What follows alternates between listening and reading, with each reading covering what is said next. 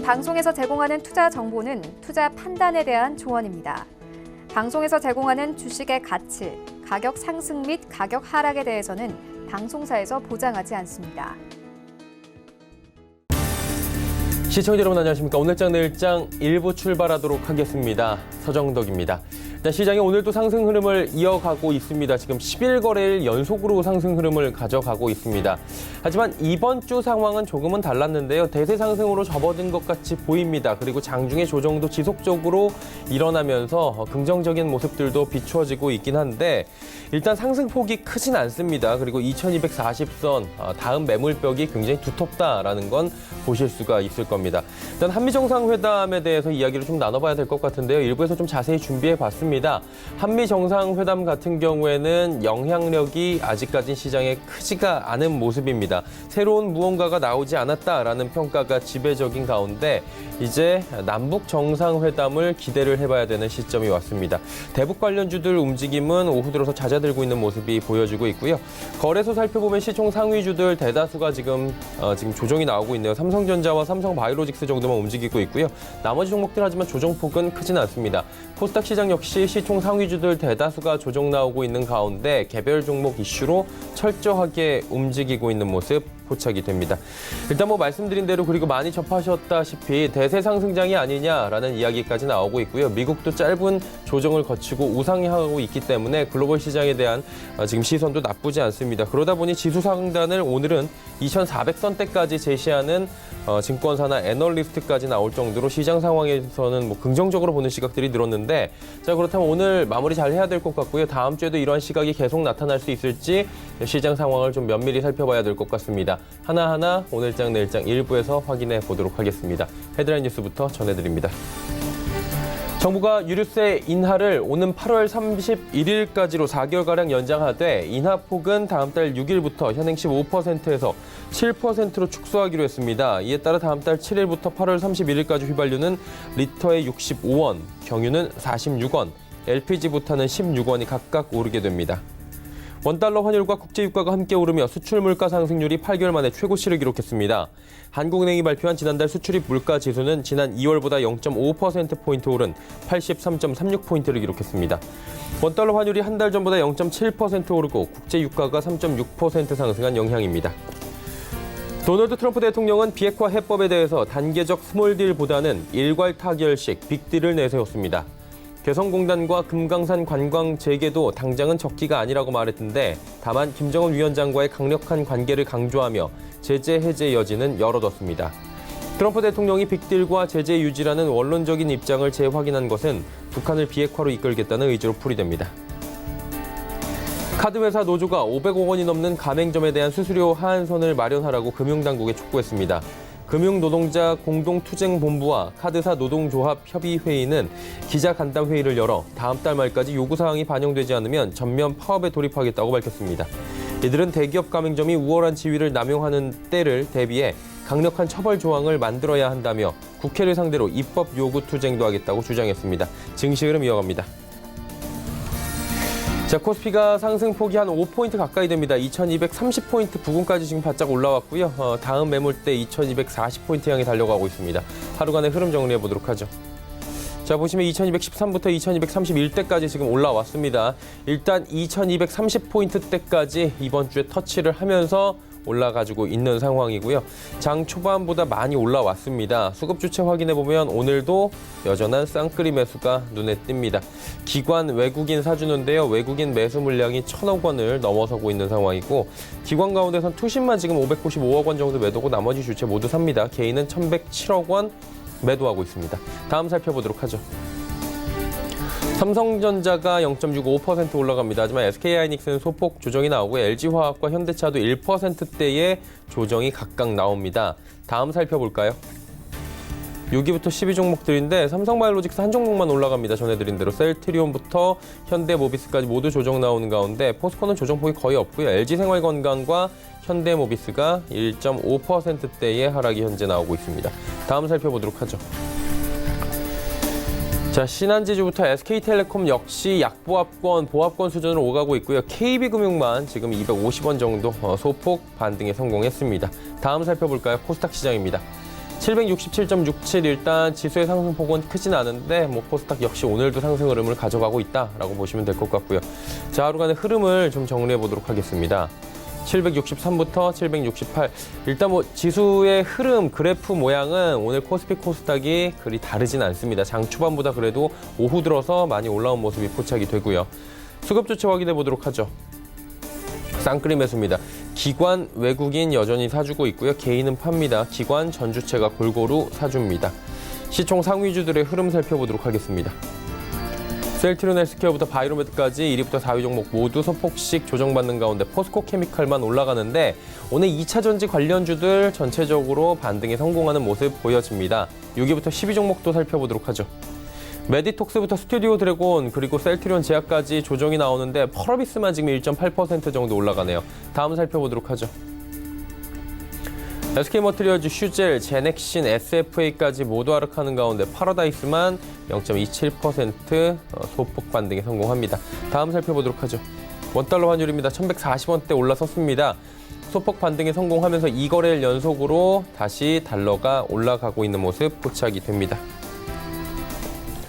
금일 본 방송에서 제공해드리는 정보는 투자 판단에 대한 조언일 뿐입니다. 해당 주식의 가치와 수익률 보장해드리지 않는다는 점 참고해 주시기 바랍니다. 오늘장 이슈 살펴보도록 하겠습니다. 펠리즈 투자앤리서치 김민수 대표입니다. 안녕하십니까? 네, 안녕하십니까? 일단 가장 큰 이슈였죠. 한미 정상회담이 종료가 됐습니다. 시장의 영향 정도는 크지 않은 것 같은데 어떻게 보는 게 좋을까요? 네, 혹시나 해서 기대를 했었는데 역시나 하고 끝났던 게 이번에 한미 정상회담이 아닌가 싶습니다. 특히 관련돼서 언론 보도자료나 합의문 관련된 얘기를 보면 솔직히 특이사항이 없었고요. 뉘앙스를 보게 되면 문재인 대통령이 가서 여러 가지 관련된 쪽에 뭔가 어떤 좀 액션을 앞으로의 변화에 대해서 많이 얘기를 했던 걸로 보여지고 있는데 특별히 미국의 대답이 좀 시원치 않았다라는 쪽으로 바라보고 있는 상황들이고요. 그런 상황에서 가장 중요했던 게 교착 상태에 빠진 북한의 비핵화 협상의 돌파구를 마련하는데 여러 가지 의미를 뒀었는데 특히 어떤 미국의 입장은 지난 베트남 북미 정상회담 이후로 나오는 것은 거의 유사하다고 봐야 될 것 같고요. 빅딜 아니면 노딜이다라는 관점들은 약간의 유예 정도만 보였을 뿐이지 여전히 아직 저희 한국에서 주장하고 있는 good enough deal, 그러니까 즉 충분히 이 정도면 딜해봐도 되지 않을까란 쪽은 여전히 좀 멀었다고 봐야 될 것 같고요. 그런 가운데 이제 미국과의 관계가 특히 앞으로도 여전히 어떤 미국과의 관계 쪽에서 풀어야 될 숙제는 여전히 있다고 봐야 될 것 같고요. 특히 가장 먼저 첫 번째로는 미국이 인도태평양 전략에 한국이 참여해라라는 쪽으로 나올 가능성이 높은데 중국의 견제를 위한 거죠. 하지만은 아직까지 이를 위해서는 한미일의 안보 공조가 같이 이어져야 될 부분들인데 특히 지금 동향으로 보게 되면은 한미일 관련된 쪽은 아무래도 일본과의 관계가 좀 껄끄럽다 보니까 매끄럽지 않을 관계가 높은 상황 쪽에서 조금 더 중재가 필요하지 않을까 싶고요. 또 하나 한미 방위비 분담금 문제도 나올 수밖에 없는 상황들이고 또 이란산 원유 수입의 예외적 허용 조치를 연장하지 않는 방안에 대해서도 어느 정도 또 공감대가 필요한 상황들인데 아직 그럴 수도 없는 상황 쪽에서 가장 중요한 것은 또 자동차 쪽이 아닌가 생각되고 있고요. 이 한국산 자동차에 대해서 관세 25%를 적용할지의 여부를 아마 5월 18일까지 결정하는 걸로 알려져 있는데 특히 한국뿐만 아니라 이 부분 같은 경우는 좀 더 어떤 독일이나 일본 같은 미국의 자동차 수출을 하는 나라에 대해서 여러 가지 여파가 같이 들어올 가능성이 높은 상황이라고 봐야 될 것 같고요. 특히 작년 9월 달에 한미 FTA 재협상으로 인해서 미국 픽업 트럭 관세가 25%까지 올라간 뒤로 어떻게 보면 2차 페널티가 지금 이어지는 상황으로 봐야 될 것 같고요. 그런 흐름들 쪽에서 무디스가 이제 미국 수입차에 25% 고율 관세를 부과한다. 그렇게 되면은 아마 한국, 일본, 독일의 경제 성장률이 0.2에서 0.3% 하락할 것이다라고 분석했던 만큼 이에 따른 변화들도 아무래도 좀 더 부정적일 수 있다고 봐야 될 것 같고요. 따라서 지금 한국 자동차 수출만 보게 되면은 미국 수출에 차지하는 비중이 30%가 넘는다라고 봤었을 때 앞으로 어떤 신용도에도 부정적일 수 있기 때문에 이 문제는 어떤 자동차 관련된 산업뿐만 아니라 한국 관련된 여러 가지 부분 쪽에서 좀 풀려 나가야 될 부분이 아닐까 생각되고 있는데 하지만 이제 앞으로 영향 같은 경우는 이제 한미 정상회담에서 보여준 것은 딱 하나라고 생각됩니다. 특히 북한한테 한미 동맹 관계는 양호하다. 그렇기 때문에 어떤 핵과 관련된 추가 실험이나 미사일 발사 같은 쪽을 하지 마라라고 하는 무언의 압박 정도가 아니었을까 바라보고 있고요. 특히 이번 북미 정상회담을 통해서 확인된 거는 미국이 협상에 주도력을 갖고 있다라고 관점들이 높다고 봐야 될 것 같고요. 특히 이런 전반적인 북한의 비핵화 관련된 쪽이 아무래도 미국의 트럼프의 정치적인 입장을 강화하기 위한 수단으로 쓰일 수 있지 않을까라는 쪽인데, 특히 이제 재선을 앞두고 여러 가지 타결 이런 쪽으로 나왔다고 하게 되면 표 모으는데 도움이 되겠죠. 그런 관점으로 보게 되면 아마 적어도 올해 말이나 내년 초까지 가서 어떤 결과가 도출되지 않을까로 바라보고 있는 상황 쪽에서 어떤 시장에 대한 관점들은 아무래도 제한적이다라고 봐야 될 것 같고요. 특히 남북경협주 관련된 쪽의 시간은 여전히 필요하겠다라는 쪽으로 계속 확인됐다고 봐야 될 것 같고요. 특히 추가적인 미국과의 어떤 관세와 관련된 부분들 쪽에서 자동차 업종에 대해서 영향이 들어오는지 이 부분을 확인할 필요가 있지 않나 그렇게 보여지고 있습니다. 자, 그러다 보니까 이렇다 할 호재가 지금 딱히 보이진 않고요. 종목별 장세가 움직이고 있는데 아시아나항공도 급등하고 있는 모습 보여주고 있고요. 어떻게 대응하는 게 좋을까요? 네, 지수는 11일째 상승한다고 하는데 0.05포인트, 1포인트, 2포인트 올라서 상승에만 의미를 둘 뿐 아직 지수의 탄력은 덜하다고 봐야 될 것 같은데, 그래도 수급은 떨어지지 않는다는 데 계속 관심은 둬야 될 것 같고요. 특히 지금 ADR이라고 하는 등락 비율에 대한 어떤 지수에 대해서 변화를 한번 보시게 되면은 상승 종목 숫자와 하락 종목 숫자를 비교한 비율이죠. 그런데 올해 초에 종목 장세 1월 효과와 함께 나왔었을 때가 가장 강하게 한 120대까지 나왔었고요. 지금 같은 경우도 위축세를 보이다가 다시 지수의 반등세와 함께 100대가 넘어가는 시도가 나온다라는 부분들은 이런 어떤 종목 장세의 분위기가 뚜렷하다고 봐야 될 것 같고요. 특히 이런 분위기가 조성되는 이유는 첫 번째가 어떤 글로벌 시장의 강세죠. 특히 하지만 미국 같은 경우는 상대적으로 직전 고점대까지 오다 보니까 밸류에이션은 부담이 좀 있는 상황 쪽에서 상대적으로 작년에 많이 밀렸다가 돌아가기 시작하는 중국이 오히려 조금 더 기조는 낫지 않을까로 바라보고 있는 상황들이고요. 또 하나 이제 수급 같은 경우도 4월 달 들어서 나오는 수급의 동향을 보게 되면은 아무래도 지금 4월 달에 이어지는 어떤 외국인과 기관의 매수세 흐름들이 상대적으로 좀 강한 상황 쪽에서 또 하나 작년 증시가 약세를 보이다가 상대적 가격 메리트가 뚜렷하게 나온다라는 어떤 회복세도 이를 반영한다고 봐야 될 것 같고요. 따라서 지금 정부 테마 중심의 흐름들의 강세 테마가 1월 달부터 이어졌다라고 하게 되면 지금은 약간 그런 테마성보다는 종목에 좀 더 강한 변화가 나온다라고 봐야 될 것 같고요. 따라서 지금 기조로 봤었을 때는 전략적인 측면에서 보게 되면은 아무래도 유동성이 계속 유지가 되면서 저점대를 확인하는 경제지표가 발표되는 흐름들과 함께 경기민감 대형주는 여전히 관심권이 높다라는 쪽으로 바라보고 있고요. 또 하나 어닝 시즌이 들어오면서 눈높이가 낮아진 상황 쪽에서 상대적으로 양호한 실적 모멘텀을 갖고 있는 종목들이 부각되고 있다라는 쪽에서 계속 눌림목 접근 가능하다고 봐야 될 것 같고요. 특히 이제 추세 같은 경우도 최근 들어서 보게 되면 물론 급등한 종목들도 있고 추세를 갖춰가는 종목들도 많은데 특히 가장 중요한 논리 중에 하나가 어떤 일회성 테마보다는 그래도 기업의 실적과 관련돼서 같이 움직이는 대표적인 흐름들의 변화가 좀 더 좋지 않을까라는 관점 쪽에서 종목들을 찾아보는 게 더 좋겠다고 보여지고 있습니다. 네, 알겠습니다. 전략들까지 함께 들어봤습니다. 오늘 말씀은 여기까지 듣겠습니다. 고맙습니다. 네, 감사합니다. 퀄리지 투자 리서치 김민수 대표와 함께했고요. 이슈 칼럼 이어갑니다.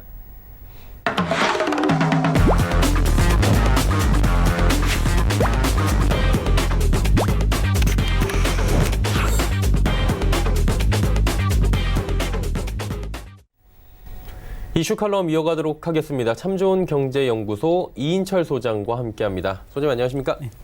네. 한미 간의 정상회담이 있었습니다. 트럼프 대통령 만나고 왔고요. 존 볼턴도 만나고 왔고, 사실 이번 회담에 대해서 가신 다음에 대통령께서 100% 모든 걸 해결할 것이다라고 보는 국민들은 아마 없었을 것 같고요. 어쨌든 무언가가 나오기를 기대했던 것 같은데 어떻게 보십니까? 일단 1박 3일이라는 일정이 좀 짧았고요. 네.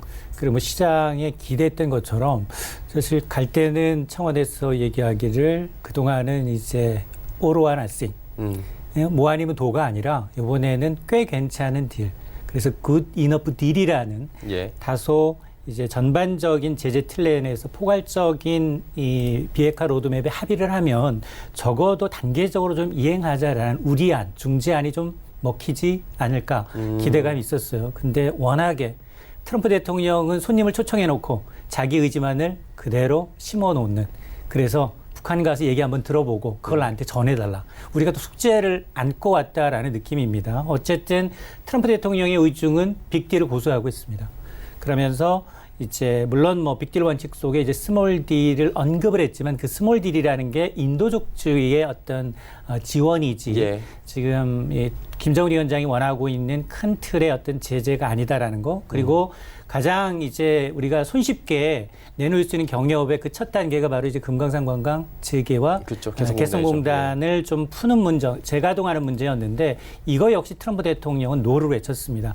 그러다 보니까 사실은 지금 북한한테 우리가 과연 이달 말에 회담을 한다면 어쨌든 4차 남북 정상회담의 이제 틀을 조금 물꼬를 텄다라는 점에 대해서는 긍정적이지만 이런 제안을 과연 이 트럼프의 제안을 김정은 위원장이 받아들일 거냐. 굉장히 간격이 좀 커 보인다. 그러면서도 트럼프 대통령은 지금 스텝 바이 스텝을 외치고 있습니다. 한꺼번에 해결할 의사가 없다. 굉장히 장기전이 될 것임을 돌입할 것임을 예고하고 있기 때문에 그리고 이제 김정은 위원장 역시 지금 이 끝난 이 회의를 보게 되면 조금 뭐 자력갱생을 좀 강조하고 있어요. 그쵸. 그러다 보니까 장기전에 좀 대비하고 있는 게 아니냐. 물론 뭐 미국의 심기를 건드리기 위해서 핵무장을 다시 한다 이런 용어는 뺐습니다만 어쨌든 주식시장이 예견하는 것처럼 큰 틀의 합의는 없었다라는 점이 좀 아쉽습니다. 일단은 뭐 큰 틀의 합의는 없었고요. 숙제를 안게 됐고 그리고 중재자의 역할이 더욱더 커지게 된 이 상황에서 일단 뭐 남북 대화로 공은 넘어온 것 같습니다. 근데 아까 소장님께서 말씀해 주신 대로 북한과 어떤 대화를 이끌어낼 때 우리도 선물을 좀 가지고 가야지 이야기가 나올 텐데 이게 좀 쉽지 않아 보입니다. 남북 정상 만남이 일단은 뭐 청와대 쪽에서는 긍정적으로 보고 있는 것 같은데 4월 말에 좀 가능성은 있다고 보십니까? 일단 뭐 4월 말이든 아니면 5월 초든 뭐 충분히 가능은 합니다. 예. 어쨌든 뭐 이제 청와대가 공개적으로 밝히지 않은 이건 어쨌든 정상회담이라는 건 비공개의 원칙이고 그쵸. 솔직히 이제 트럼프 대통령의 의중을 확실히 문재인 대통령한테 어떤 팁을 줬는지조차는 이제 알 수 없는 상황이기 때문에 남북 정상이 이제 정말로 네 번째 만남을 갖고 이런 트럼프 대통령의 의중을 전달한 이후 과연 김정은 위원장의 반응이 중요한데 근데 사실은 김정은 위원장이 얘기하는 건 지금 영변이라는 핵카드를 벌일 테니 그에 상응하는 제재를 먼저 좀 풀어달라는 요구했거든요.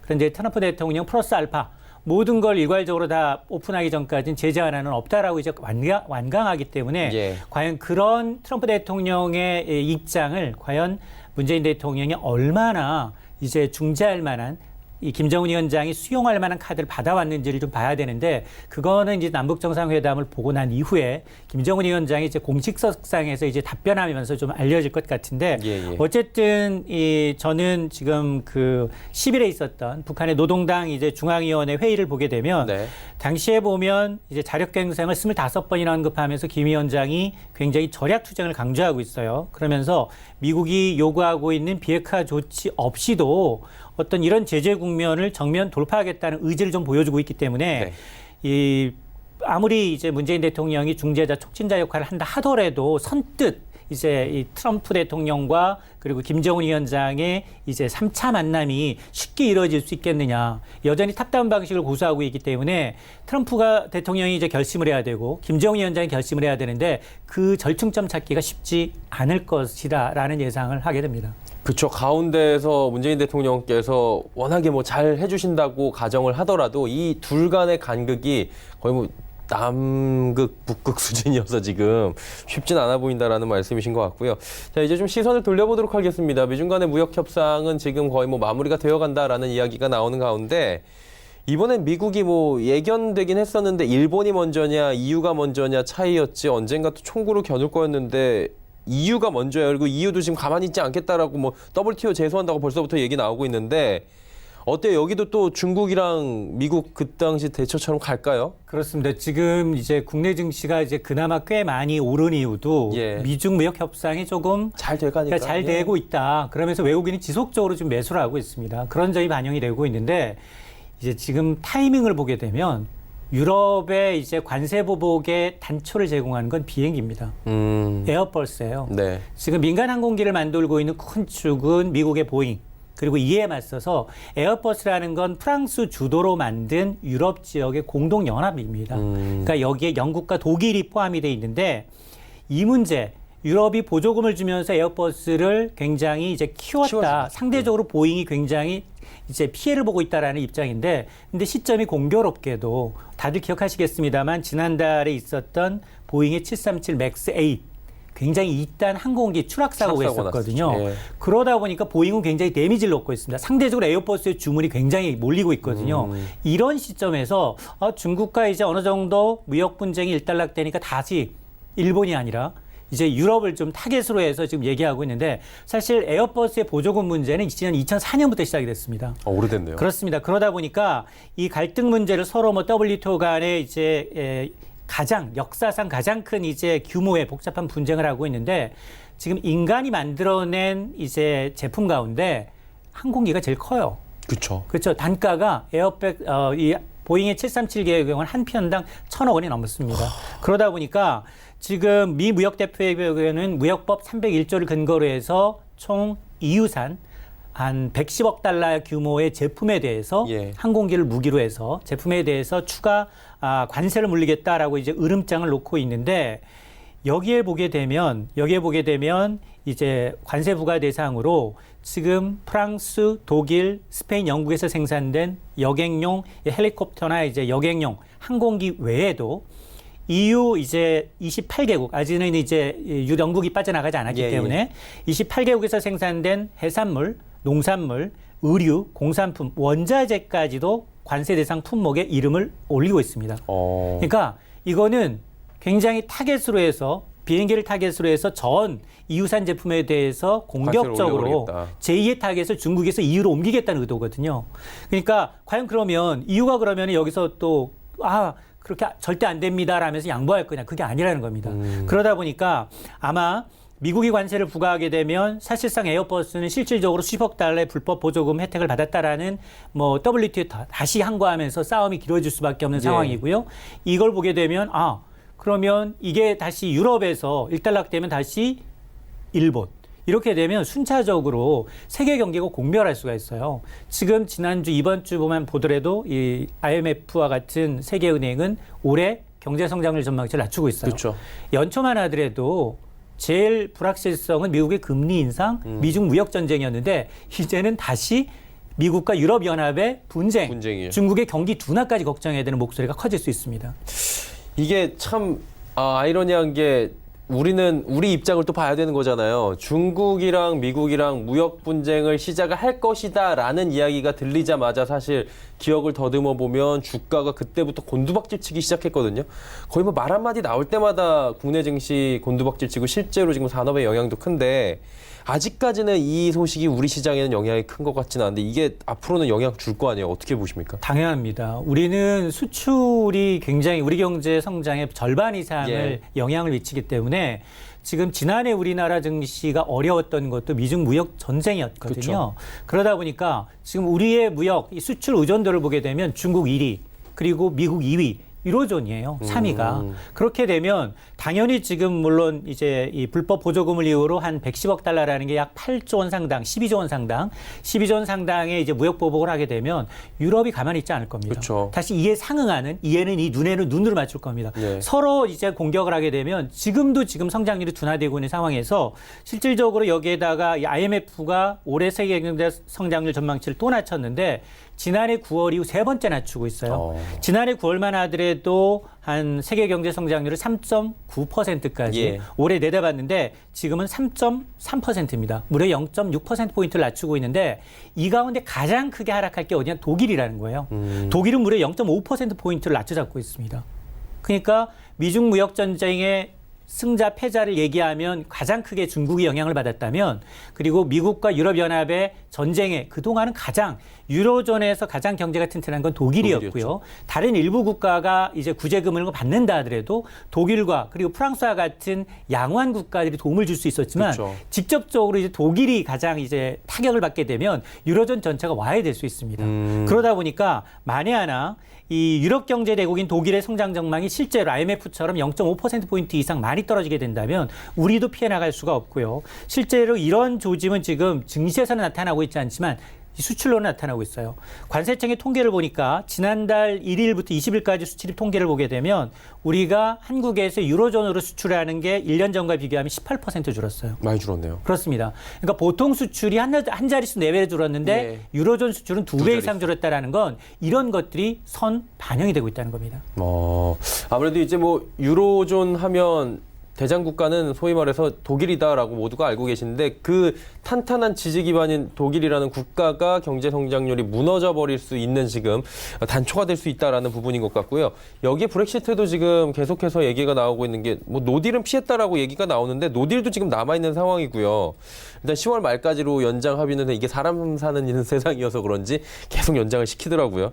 어쨌든 우려가 지금 남아 있고 노딜 브렉시트 때는 중국이 수혜를 잇는다 이런 얘기가 지금 나오는데 그리고 10월 31일까지 됐고 근데 중국은 왜 수혜를 받는지 사람들이 궁금해하거든요. 이 매체가 이제 홍콩의 사우스 차이나 포스트, 모닝 포스트죠. 이 보도를 보게 되면 노딜로 끝났다라는 건 그동안은 이제 유로존 내 28개 회원 국가는 관세가 없습니다. 어디에서 만드는다 하더라도 자기네들 국가는 자유롭게 여행하고 물건과 왕래가 가능했죠. 예. 근데 노딜이라는 말은 유로존, 영국이 유로존 체제 관세의 이 협정을 따르는 게 아니라 WTO. 세계 무역기구간에 이제 따르다 보니까 관세가 상대적으로 유로존 내에서는 영국이 높아지는 거죠.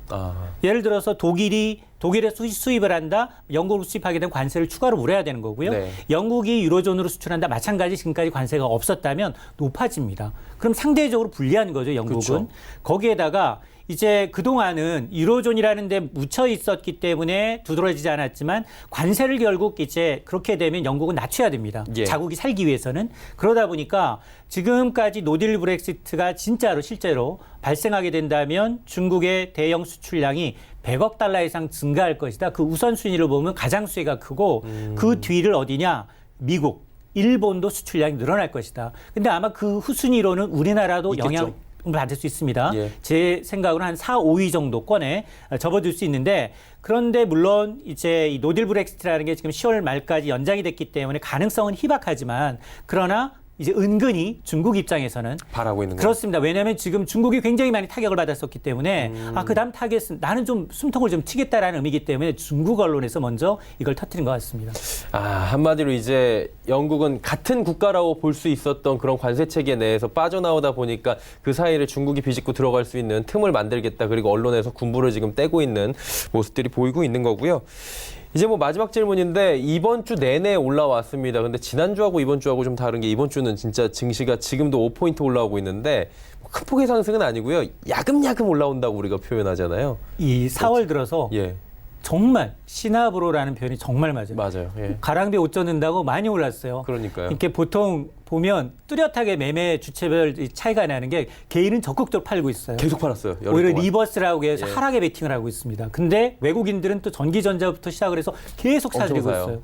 그러니까 당초에 전문가들이 제가 예상했던 것과는 정반대 시나리오로 가고 있는데 저는 사실 이번에만큼은 개인들한테 후한 점수를 주고 싶지만 그러나 결과는 아무래도 어떤 트리거가 발생을 하게 되면 지금까지 연초 대비 한 6조 넘게 산 외국인들이 가장 중요하거든요. 근데 이렇게 변수를 보게 되면 미중 무역 전쟁이 조금 완화되는 거, 무게 통화 정책이 다소 둔화되고 있다라는 건 긍정적이지만 예. 큰 그림에서 보면 경기가 둔화되고 있다는 거거든요. 불황형 흑자라는 얘기를 늘 우리가 얘기하는데 네. 지금 만에 하나 이제 이 어닝 시즌도 마찬가지거든요. 우리가 지금 기대치를 많이 낮춰놨기 때문에 커다랗게 크게 영향을 받고 있지는 않지만 네. 2분기 실적 전망도 그다지 속 좋지는 않아요. 근데 바로 다음 주부터는 미국이 바로 어닝 시즌에 돌입을 합니다. 맞습니다. 근데 미국도 어닝 시즌에 이렇게 내막을 좀 들여다보게 되면 S&P 500대 지수 기업들이 이 지난해와 비교해 보면 이익이 줄어들 것으로 보입니다. 뭐 우리처럼 두 자릿수는 아니다 하더라도 예. 4% 넘게 줄어들 것으로 보여서 과연 이제 이 종목별 차별화 현상은 좀 나타낼 수밖에 없는 상황이고요.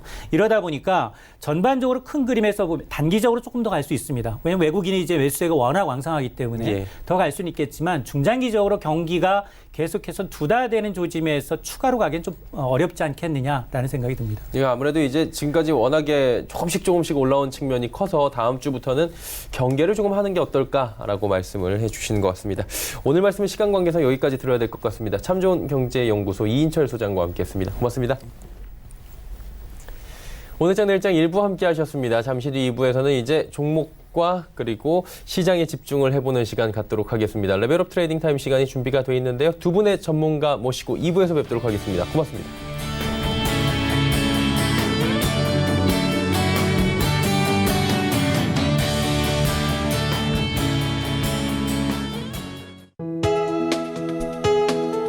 본 방송에서 제공하는 투자 정보는 투자 판단에 대한 조언입니다. 방송에서 제공하는 주식의 가치, 가격 상승 및 가격 하락에 대해서는 방송사에서 보장하지 않습니다.